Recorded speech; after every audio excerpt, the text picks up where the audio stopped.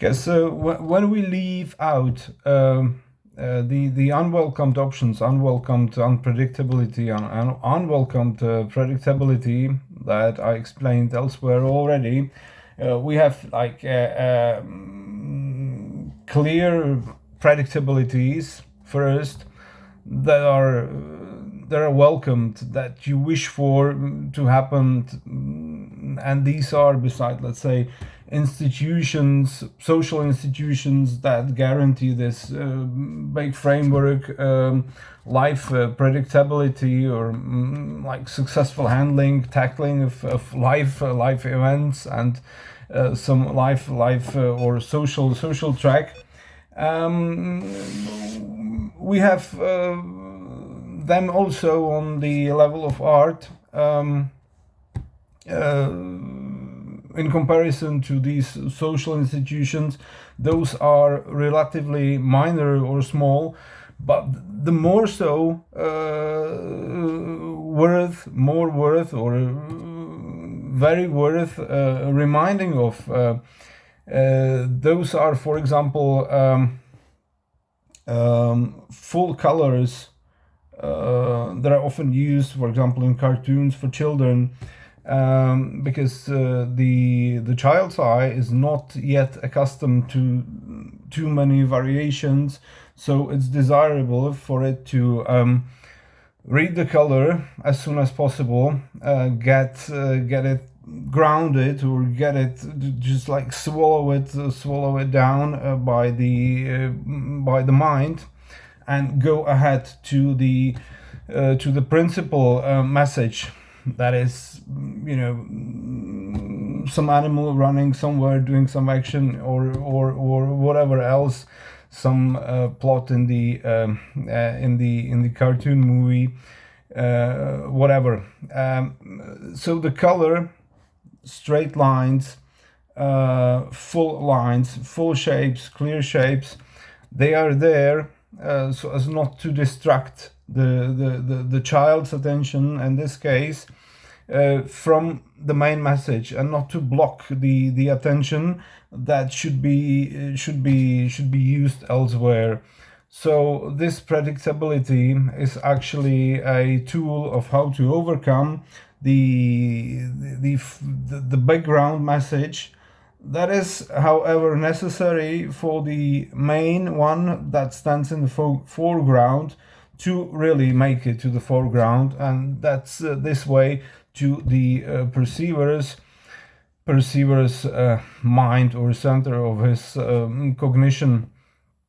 We have different kinds of welcome predictability as well, the level of entertainment, where, interestingly, in terms of music, for example, such disciplines, from this point of view, such disciplines as disco, techno, and country music, for example, or even some hard rock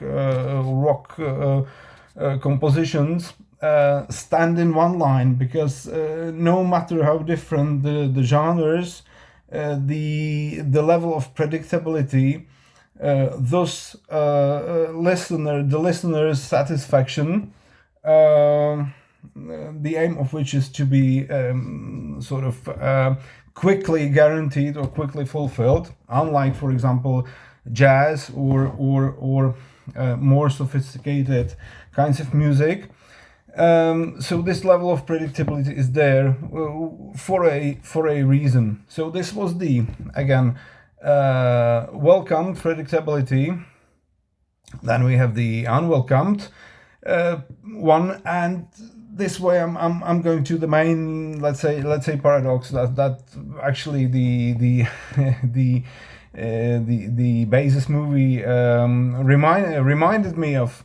So we have, in terms of art and welcomed unpredictability, besides the orchestral or classic music, as I've said already, jazz music, we have the paintings as a the most telling example, arguably. So we have experimental art, all kinds of experimental art, be it even a performance one, postmodernist art in its time was very innovative. And for that reason, unexpected or expectancy violating was obviously Impressionism, Cubism, and all these new forms that gradually became more of a normal, but took some time, years, sometimes decades, to get absorbed by the social, cultural, collective consciousness or conscience, remind. So we have these forms. We have postmodernists. We have surrealists. We have all these sorts of arts.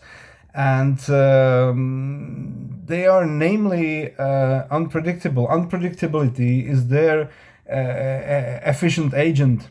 It's to a great part. It's the thing thanks to which these works actually function and provide the impression that is desired in the spectator's mind, in the perceiver's brain. They trigger the reactions that are desired, and they are unpredictable because obviously they are non-conformist. They are not complying with some norms selectively. And basically you're a non-conformist when you don't follow the norms ostentiously. When you show off again in certain parts of what you do, that you deliberately avoid that what is expected by the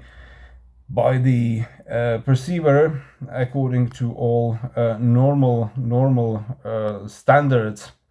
So, and this is exactly where one of the clearest paradoxes arises, which I call or which we may call the postmodernists' exhibition paradox. So